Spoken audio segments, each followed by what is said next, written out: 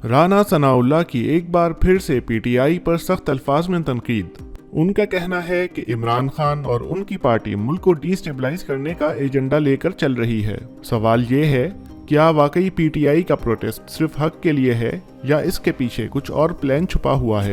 رانا ثناءاللہ کا کہنا ہے کہ پی ٹی آئی صرف اور صرف اسٹیبلشمنٹ سے بات کرنا چاہتی ہے، جبکہ ملک کے سارے سیاسی پلیئرز کو اگنور کیا جا رہا ہے۔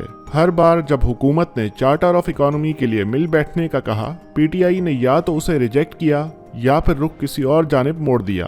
اب وہ کہہ رہے ہیں کہ عمران خان نے اپنی پارٹی کو سڑکوں پر احتجاج کے لیے تیار کر لیا ہے اور یہ احتجاج 90 دن تک چلے گا۔ لیکن ایسے وقت میں جب I M F, investor confidence اور ملک کی اکانومی سب بڑے نازک موڑ پر ہیں، کیا یہ پروٹیسٹ ملک کے لیے پازیٹیو ہو سکتا ہے؟ رانا ثناءاللہ کا یہ بھی کہنا ہے کہ پی ٹی آئی کا اصل مقصد صرف ایک نظام کی تباہی ہے، جہاں وہ صرف اپنی من پسند شخصیت کو واپس لانا چاہتے ہیں۔ اس نیریٹو کے ذریعے وہ عوام کو ایموشنل کر رہے ہیں، لیکن اصل میں وہ صرف اپنی پولیٹیکل بارگیننگ پاور کو بڑھانا چاہتے ہیں۔ کے پی کے چیف منسٹر علی امین گنڈاپور نے اس پروٹیسٹ کے لیے 5 اگست کو اسلام آباد آنے کا کہا ہے، لیکن یہ بھی سمجھنا ضروری ہے کہ 5 اگست کی تاریخ کے پیچھے اور بھی مقاصد ہو سکتے ہیں، جیسے کہ کشمیر ڈے کو پی ٹی آئی کی اسٹرگل سے لنک کرنا، لیکن اصل فوکس اسلام آباد ہے۔ حکومت کا کہنا ہے کہ یہ پروٹیسٹ کسی بھی وقت پرتشدد شکل اختیار کر سکتے ہیں اور اس بار ان کی تیاری پوری ہے۔ رانا ثناءاللہ نے کھلے الفاظ میں کہا کہ اگر کسی نے دنگا فساد کی کوشش کی تو اسے منہ توڑ جواب دیا جائے گا۔ دکھائی یہ دے رہا ہے کہ پی ٹی آئی کا سیاسی راستہ ختم ہو گیا ہے، عدالتوں میں ریلیف نہیں مل رہا، الیکشنز دور ہیں اور اسمبلی میں جگہ نہیں۔ ایسے میں صرف ایک راستہ بچا ہے، احتجاج کرنا اور اسٹیبلشمنٹ پر پریشر بڑھانا۔ لیکن کیا یہ اسٹریٹجی ملک کو نقصان پہنچا رہی ہے؟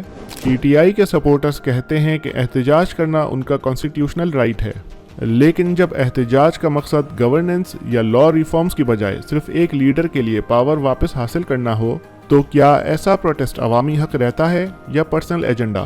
ایک اور بات جو سامنے آ رہی ہے وہ ہے پی ٹی آئی کی ڈبل پالیسی۔ ایک طرف وہ سڑکوں پر احتجاج کا اعلان کرتے ہیں، دوسری طرف وہ اسٹیبلشمنٹ سے بیک ڈور ٹاکس بھی چاہتے ہیں۔ رانا ثناءاللہ کا کہنا ہے کہ یہ ڈبل گیم ہے، ایک طرف عوام کو سڑکوں پر نکال کر دوسری طرف انہی لوگوں سے سیکرٹ میٹنگز میں اپنی ٹرمز طے کرنے کی کوشش۔ اگر پی ٹی آئی کا ایجنڈا واقعی ملک کی بہتری کے لیے ہوتا تو وہ چارٹر آف اکانومی جیسی آفرز پر بات کرتے، وہ باقی پولیٹیکل پارٹیز سے بھی ڈائیلاگ کرتے، لیکن ایسا نہیں ہو رہا۔ اس وقت پی ٹی آئی کا فوکس صرف پریشر پالیٹکس اور پروٹیسٹ پر ہے۔ عوام اس وقت مہنگائی، بے روزگاری اور لا اینڈ آرڈر سے پریشان ہے۔ ایسے میں اگر ایک بڑی پولیٹیکل فورس صرف سڑکوں پر پروٹیسٹ اور فساد کا سبب بنے تو کیا یہ ملک کے مسائل کا حل ہے یا ایک اور کرائسس کی دعوت؟ رانا ثناءاللہ کی طرف سے حکومت کا موقف صاف ظاہر ہے کہ جیسے ہی حکومت کو موقع ملا وہ ایک بار پھر پی ٹی آئی کے خلاف سخت لیگل ایکشن لیں گے، اور اگر یہ پروٹیسٹ وائلنٹ ہوا تو اس کے نتائج صرف پی ٹی آئی پر نہیں بلکہ پورے ملک کی اکانومی، سیکیورٹی اور عام عوام کی زندگی پر پڑیں گے۔